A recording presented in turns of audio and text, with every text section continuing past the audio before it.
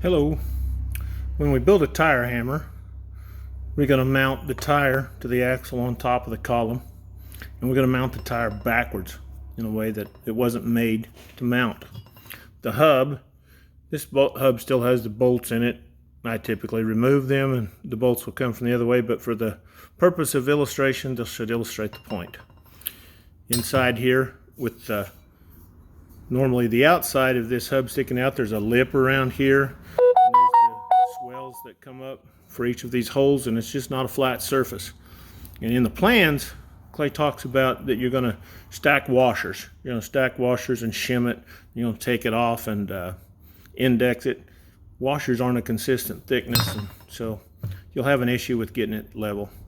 And I don't do that. I cut out this spacer.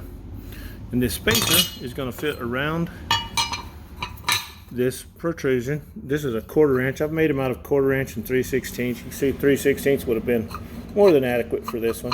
Some of them have a taller lip. And this goes on and it provides a nice flat surface. And these holes set down and have a good firm seating against that area. It's a nice flat surface for it to mount to.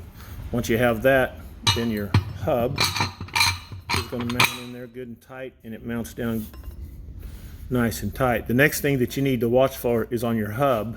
I call this the bowl inside here, and the edge of your hub might hit that hub right there. So you can see that one's pretty close. This one actually isn't bad at all. It's actually, even though it looks like it's touching, it's actually not. It has a little clearance, but I would typically take that to the belt sander or a grinder flap disc and knock some little bit of edge off of that, but that's how that goes.